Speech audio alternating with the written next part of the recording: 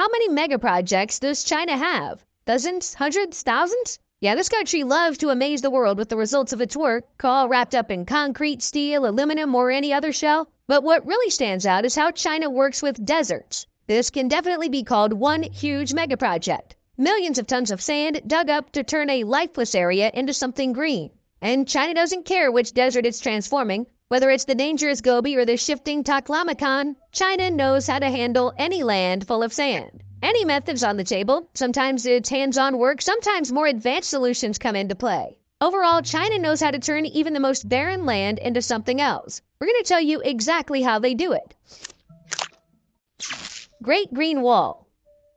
Well, let's start by heading to the Gobi Desert, the 6th largest in the world after the cold wastelands of Antarctica and the Arctic, the Sahara, the deserts of Australia, and the barren lands of the Arabian Peninsula. The Gobi is located in northern China, which shares it with Mongolia.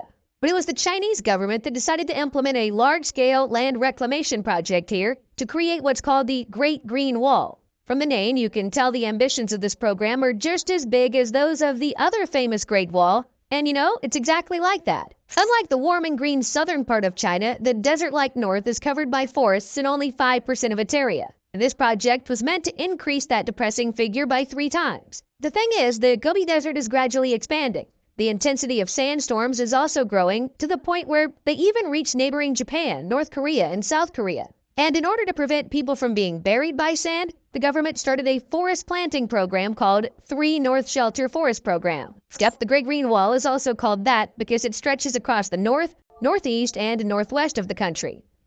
Try to imagine the scale of this project for a second. The country's authorities came up with the project several decades ago, back in 1978, and they plan to finish it in 2050. The project has been advancing very successfully, with the country's residents putting all their efforts into it. By 2009, the trees covered more than 193,000 square miles, creating the world's largest artificial forest. According to a 2020 report, the tree planting programs led to a significant absorption of carbon dioxide and even helped mitigate climate change. As a result, the Gobi, which was expanding by 3,800 square miles each year in the 1980s, started shrinking in 2022 by more than 770 square miles each year.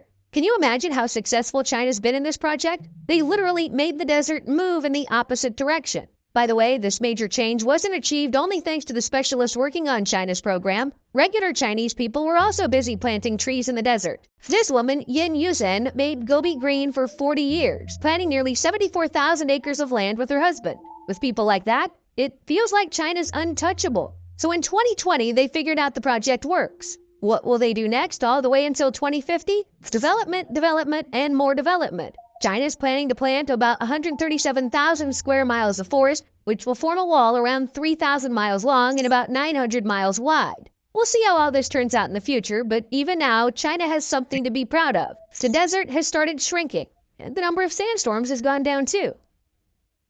Greenbelt.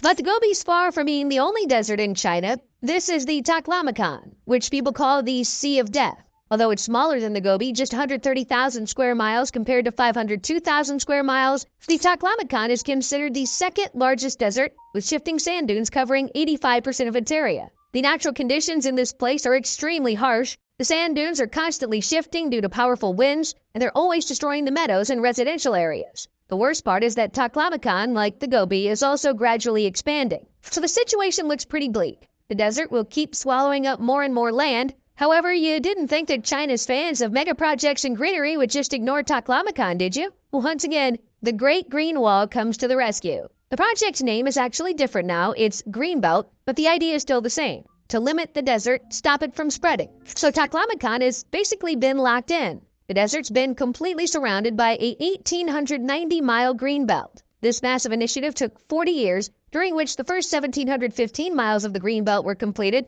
The last 177 miles, started in 2022, required an army of 600,000 people to plant desert-resistant species, desert poplar, red willow, and saxaul trees. The greenbelt not only prevents the desert from spreading, it also boosts the region's economic growth.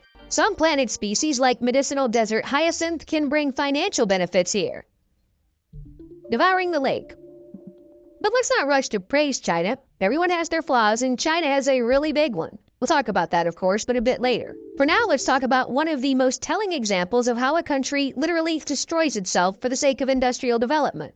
Decades of mass urbanization in China have led to a huge demand for sand to make glass, concrete, and other materials used in construction. So the question came up, why not just take sand from the deserts to meet these needs? Sounds like a great idea, but the most sought-after material actually comes from rivers and lakes, not from barren deserts. Look, this is China's largest freshwater lake, Poyang Lake. Despite its proud title, they've started digging sand right out of it. These are the ships that made it happen. They just sail to the right spot and then suck the sand right off the bottom. As a result, the ongoing sand extraction caused the lake's water level to drop, which made things worse for local farming. And the local fauna probably didn't thank anyone for the reduced water level. Fish and birds lost a big part of their habitat. The lake is also a key flood runoff area for the Yangtze River, which overflows its banks in the summer and can cause huge damage to crops and property. Even though the government took steps to limit sand extraction, these efforts didn't amount to anything. In the end, the resources of this once vibrant and lively lake were simply drained. Still, desert projects are great for saving animals, agriculture, and all the other things that suffer from the encroaching sand. The highway.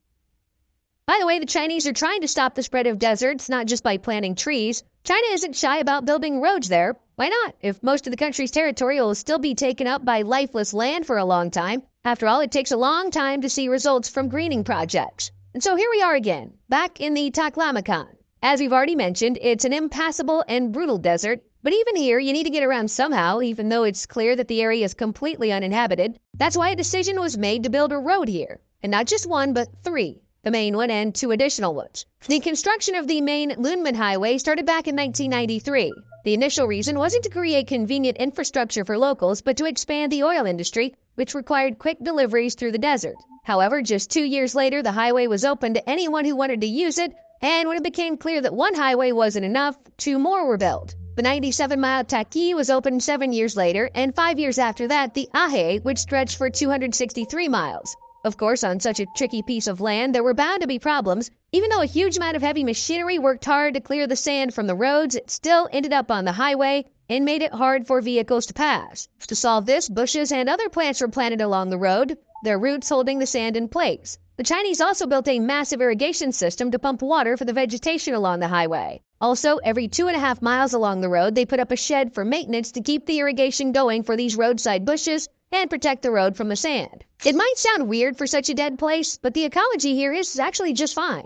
The Taklamakan Desert Highway became the first carbon-zero highway in China. Every one of the 109 irrigation wells along the highway runs on clean energy. The project includes 86 solar power plants, which have already generated over 5 million kilowatts of green electricity. It's important to note that this project not only helps protect the environment, but also reduces diesel fuel consumption by 1,000 tons per year and cuts CO2 emissions by 3,410 tons. Overall, China is actively promoting carbon neutrality, strengthening its role as one of the leaders in renewable energy.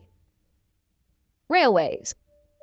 If you thought the Chinese stopped at building highways, think again. They even built railroads in the desert. On some parts, it was simply impossible to lay regular roads, and with China's constant need to move coal, the railway became the perfect solution. 90% of the Linz Railway, which is 439 miles long, runs through areas where there's no access to highways. The complex system with 180 bridges and 1,000 tunnels and underpasses was opened for freight transport in 2009 and just a year later for passengers. Things weren't so easy here either. Sandstorms and moving dunes, like on the highway, regularly buried the tracks and messed up the maintenance. In the first year alone, more than 10,000 workers were mobilized, nearly $500,000 were spent clearing the tracks, building sand barriers, and planting trees. On top of that, 9 sand control centers were set up along the route. So fighting sand is a tough job, and sometimes nothing works. However, the Chinese still try. For instance, they've shown the world that a fantastic way to deal with shifting sand dunes is by using special nets. They serve as great protection for any route that needs regular maintenance.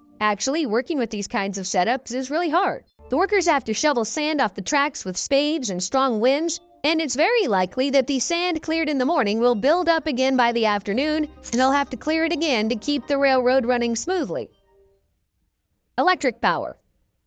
Another key achievement of China in developing its deserts is its approach to electricity. We've already covered some points when discussing the highways, but it's impossible not to mention the much more ambitious and striking projects. Here's one of them. It's a massive, glowing, sunflower-shaped structure made of 12,000 mirrors that concentrates sunlight onto the central heat absorption tower. This is the largest solar thermal power station in China, located in the city of Dunhuang. At the top of the 850-foot tower, the heat absorber collects energy to heat up molten salt, which flows inside. Then, the salt is used to generate steam at high temperature and pressure, which drives a steam turbine generator. After that, electricity is produced. The power plant was commissioned in December 2018 and is designed for an annual output of 390 million kilowatts. According to the plant's CEO, at full capacity, it can produce 100,000 kilowatts of electricity per hour, which is enough to power a million 100-watt light bulbs for an hour. Unlike traditional photovoltaic power plants, solar thermal power plants can store heat, providing continuous and stable power, which makes them a complement to typical solar energy, which, oddly enough, always needs the sun. This is a solar panel project from another desert, Kabuchi. It's the largest desert photovoltaic power plant in China, covering an area of about 15 million square feet and made up of more than 196,000 photovoltaic panels. The panels form a unique pattern of a galloping horse, which makes the station not only an outstanding energy project, but also the world's largest image made from solar panels, listed in the Guinness World Records. So far, the project has generated over 2.3 billion kilowatt hours of green energy, which is equivalent to saving 760,000 tons of coal and reducing carbon dioxide emissions by 1.85 million tons. The station has also contributed to greening about 4 square miles of desert land. Pretty impressive.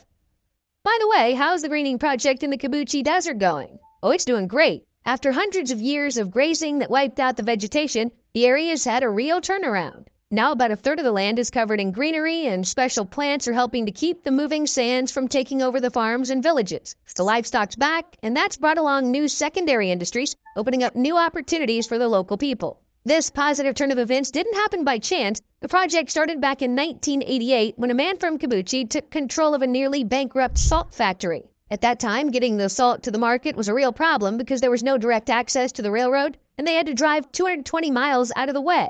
Frequent sandstorms also made transportation difficult. Without a new road, the salt mines had no chance of surviving. Building the road wasn't easy. The sand quickly swallowed it up, and that's when it became clear that taming the desert could only work if the local community benefited from it. At first, locals were paid to plant trees, but most of the saplings died because no one cared if they survived. Then they started offering bonuses for every tree that survived, and the survival rate skyrocketed. In addition, a new technique for planting willow trees was created involving high-pressure water jets. This greatly simplified the process, reducing the planting time to just 10 seconds per sapling.